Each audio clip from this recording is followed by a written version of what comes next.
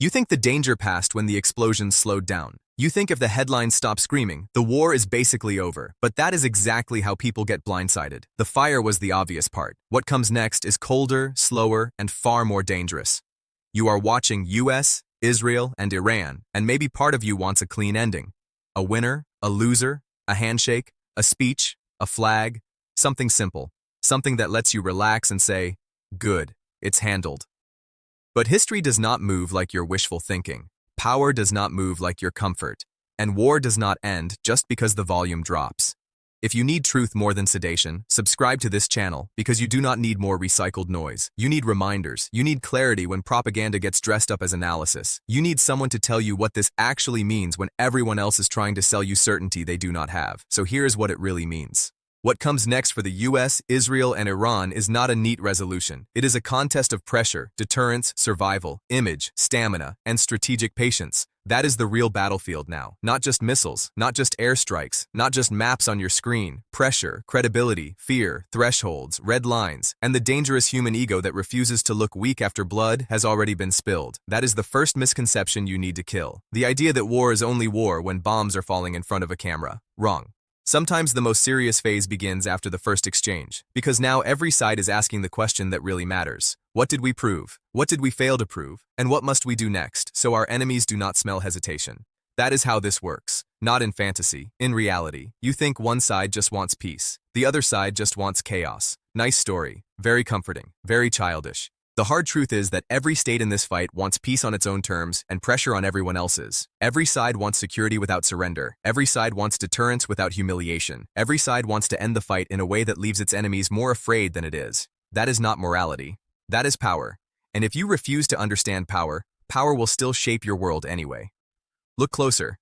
The United States does not only care about one moment of violence, it cares about credibility, alliances, energy flows, domestic political optics, military posture, and the message sent to every rival watching from a distance. Israel does not only care about one round of retaliation, it cares about survival, strategic depth, long-term deterrence, the destruction or degradation of threats before they mature, and the impossible burden of trying to live normally while surrounded by forces that openly talk about its destruction. Iran does not only care about one strike either. It cares about regime survival, national pride, deterrent capability, regional leverage, internal control, and proving that it cannot be bullied into submission without making everyone pay.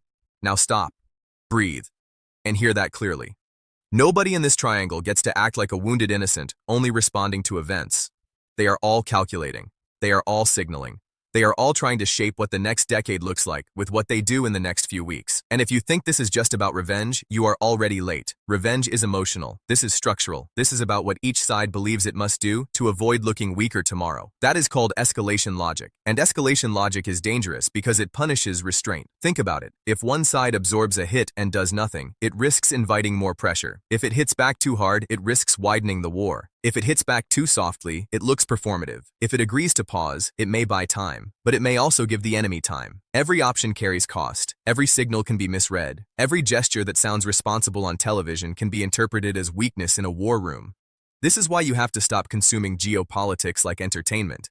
Stop waiting for the hero and villain edit. Stop asking, who is good, as if that alone explains what happens next.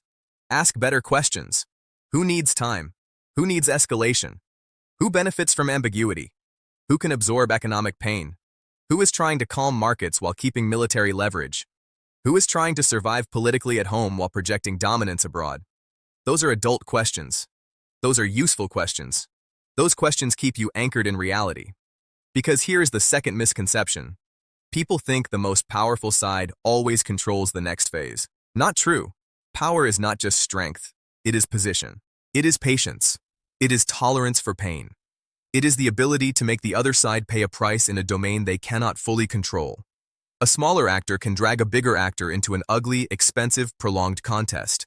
A militarily superior state can win exchanges and still inherit instability. A regime can be battered and still survive. A coalition can dominate the sky and still struggle to shape the political outcome. That is why arrogance gets nations in trouble. And that is why sloppy analysis gets citizens lied to. You want the hard truth? Here it is. Nobody gets an easy victory here. Not the US, because even if it imposes military costs, it still has to worry about overextension, global market shocks, domestic fatigue, alliance management, and the risk that every tactical success creates new strategic mess. Not Israel, because even if it proves reach and resolve, it still lives in a region where threats regenerate, fronts overlap, and every display of strength can create new motives for retaliation.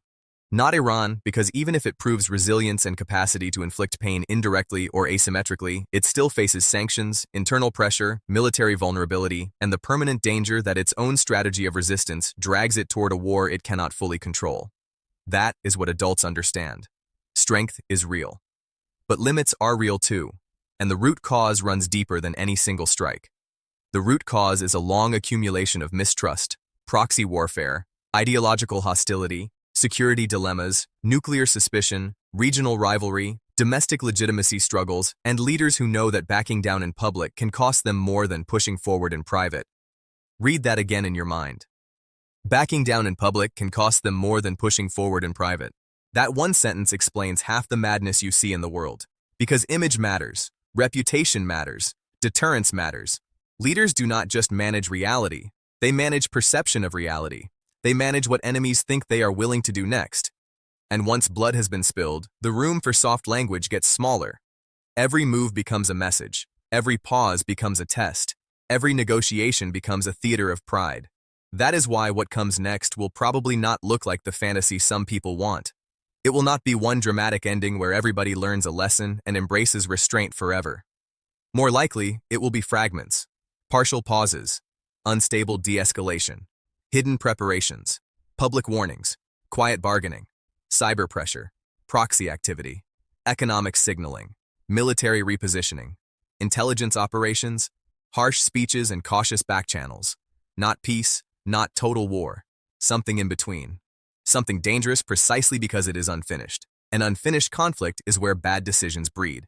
You know what most people do in unfinished situations? They project what they want to happen. They call a pause peace because they are tired. They call restraint weakness because they are emotional. They call escalation strength because they are angry. They do not think. They react. They do not study incentives. They worship narratives. Do not be that person. Because when you live by narrative, you become easy to control. One headline moves your emotions. One clip hijacks your certainty. One speech makes you think history has turned. But history does not turn because you felt something. It turns when structures change, when incentives change, when capabilities change, when one side loses the ability or the will to continue. Until then, the game is still on. And yes, the costs are massive, not just on battlefields, in markets, in shipping lanes, in energy, in food, in civilian psychology, in diplomacy, in the broader regional order. One flare-up here does not stay over there. That is another fantasy soft minds love. The world is interconnected. A threat to a strategic choke point is not a local story. A prolonged exchange involving the U.S., Israel, and Iran is not a niche topic for experts in suits. It spills into prices, alliances, elections, military budgets, migration pressures, investor fear, and the daily background stress of entire populations who had no say in any of it. That is called second-order consequence. Weak thinkers never look there. They only look at the explosion. Strong thinkers look at the chain reaction. So what comes next? First, the battle over narrative. Every side will try to define what just happened. Why? Because whoever defines the last round shapes the legitimacy of the next one. If one side can claim victory, resilience, deterrence, or justified defense, it buys room to maneuver. If another side looks cornered, humiliated, or strategically exposed, it becomes more likely to compensate. Sometimes the next escalation starts in language before it starts in fire. Second, the battle over thresholds. What level of retaliation counts as contained? What level of pressure forces a response? What target is symbolic and what target is existential? These are not academic questions. These are the questions that decide whether a region steps back from the ledge or slips over it. The problem is that thresholds are rarely symmetrical. One side's warning shot is another side's declaration of war. One side's defensive move is another side's provocation. That mismatch is where catastrophe hides. Third, the battle over time. Time is not neutral. Time favors preparation. Time favors regrouping. Time favors repair. Time favors diplomacy for those who need diplomacy and force for those who need force. Some actors want immediate de-escalation because delay exposes them. Others want a pause because delay helps them recover leverage. So when you hear calm and restraint, do not assume those words mean the same thing to everybody. Sometimes restraint is wisdom. Sometimes restraint is repositioning. That is called strategic breathing room. Fourth, the battle over the gray zone. This is where modern conflict loves to live. Not full war, not full peace. Pressure without ownership. Retaliation without formal declaration. Proxies, cyber actions, covert sabotage, political warfare, disinformation, deniable attacks, calibrated leaks. This is the zone where states try to stay active without triggering the worst possible response. It is also the zone where the public gets confused, because the conflict is clearly real, but rarely packaged in clean legal language. And confusion is not an accident. Confusion is useful. If people do not know whether a war is ending or mutating, leaders get more room to improvise. If markets can be calmed with words while militaries stay alert in practice, that buys flexibility. If citizens can be told a threat has been handled while contingency plans multiply behind the curtain, that reduces panic. But do not confuse reduced panic with reduced danger. Now let me make this personal, because that is where most people finally wake up. The reason this story matters is not just because governments are moving pieces on a board. It matters because the same law keeps showing up at every scale of life. You do not solve a conflict by naming your preferred outcome. You solve it by understanding incentives, constraints, pride, fear, and consequence. You stop lying to yourself about what people are willing to do when they believe their status, survival, or legitimacy is on the line. This is not just geopolitics. This is human nature with missiles attached. And that brings us to the reframe you need. Stop asking, is the war over? That is a child's question. Ask, what motives still remain alive? Ask, what would each side need in order to stand down without looking defeated? Ask, what costs are they willing to impose, and what costs are they unwilling to bear? Ask, who benefits from uncertainty, and who is damaged by time? Those questions do not give you instant comfort. Good. Comfort is not the point. Clarity is the point. Because clarity changes how you carry yourself. And the world does not need more anxious spectators. It needs more grounded men and women who can look at a crisis without collapsing into fantasy or panic, especially men. Yes, I said it, because a man who cannot hold emotional pressure without becoming gullible is dangerous to himself and useless to everyone who depends on him. A man who swings from outrage to denial with every headline is not informed. He is programmable. He is not thinking. He is being handled. Do not be handled. The man who sees clearly in a moment like this is not the loudest man in the room. He is not the guy addicted to certainty. He is not screaming world war at every development, and he is not mumbling nothing burger because reality makes him uncomfortable. He is grounded, he is alert, he is disciplined, he respects consequences, he does not confuse bold talk with strength, he does not confuse calm tone with truth. He knows that serious people can lie politely and foolish people can shout accurately by accident. So he does not outsource his mind. That man has boundaries in his thinking. He refuses emotional blackmail. He refuses simplistic heroes. He refuses propaganda disguised as patriotism and defeatism disguised as sophistication. He watches patterns. He studies incentives. He keeps his center. He understands that power respects power, but it also respects patience, consistency, and consequence. He is not intoxicated by dominance. He is not seduced by victimhood.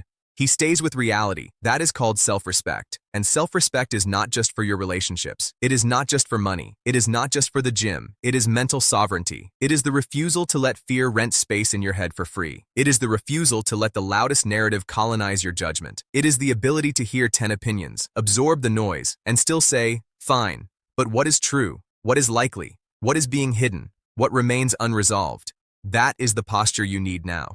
Because if this conflict drifts into a prolonged contest, you will see exactly how weak minds get trapped. They will get addicted to escalation theater. They will cheer every hard line until the bill arrives. Or they will get addicted to peace theater. They will celebrate every pause while ignoring the unresolved machinery underneath. Both are forms of laziness. One worships force without strategy. The other worships language without leverage. You stop doing both.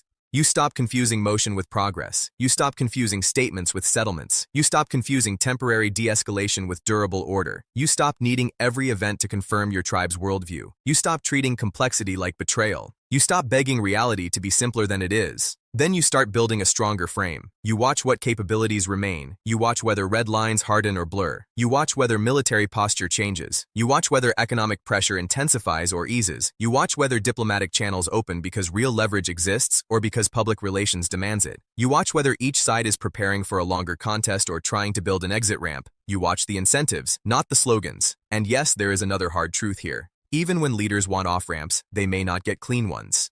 Because once a conflict becomes tied to identity, legitimacy, or deterrence, compromise starts to look like confession. And people in power hate confession. States hate confession. Institutions hate confession. They would rather rename a retreat, repackage a compromise, redefine an objective, expand the language, shrink the accountability. That is why you must train yourself to listen beneath the wording. When somebody says, the threat has been managed, ask what remains intact. When somebody says, deterrence has been restored, ask for how long. When somebody says, this will not widen, ask what incentives exist for widening anyway. When somebody says, no side wants a larger war, remember that larger wars are often built by people who did not want them but kept making moves that made them more likely. That is called accidental escalation, and accidental escalation is rarely truly accidental. It is usually the result of pride, ambiguity, poor signaling, domestic pressure, bad assumptions, and leaders convincing themselves that one more calibrated move will stay calibrated forever. It will not. Reality does not care about your calibration once thresholds are crossed. So, do this. Tighten your mind, strip the drama out, and keep the seriousness. Stop looking for one decisive moment that explains everything. There probably will not be one. Look for a pattern. Look for repetition. Look for who keeps testing and who keeps absorbing. Look for who wants time and who fears it. Look for what each side says publicly, then compare it to what they actually protect, move, fund, or avoid. Follow actions. Follow costs. Follow constraints. Stop this. Stop getting intoxicated by tribal commentary. Stop consuming analysis that only tells you what you already want to hear. Stop borrowing certainty from people whose business model depends on your fear. Stop acting like one viral clip is strategy. Stop pretending your outrage is insight. Redirect this. Redirect your energy into disciplined observation. Read slower, react later, question cleaner, admit what you do not know, respect what is at stake. And when a new development hits, do not ask, how do I feel? Ask, what changed materially? That single shift will make you more stable than most of the internet. Here is the paradox. Calm people are not passive. Grounded people are not weak. The man with the strongest frame is often the least theatrical because he does not need performance to feel powerful. He knows that panic clouds judgment, and judgment matters when consequences are real. He knows that pride without discipline destroys men and nations alike. He knows that peace without deterrence is fantasy, and deterrence without restraint is fire in a dry forest. Presence versus panic. Reality versus fantasy. Discipline versus impulse. That is the real contrast. And if you want the deeper lesson, it is this. What comes next for the US, Israel, and Iran depends not just on capability, but on whether any side can create an outcome that feels survivable without feeling humiliating. That is the brutal math. Because humiliation is fuel. Humiliation extends conflict. Humiliation radicalizes politics.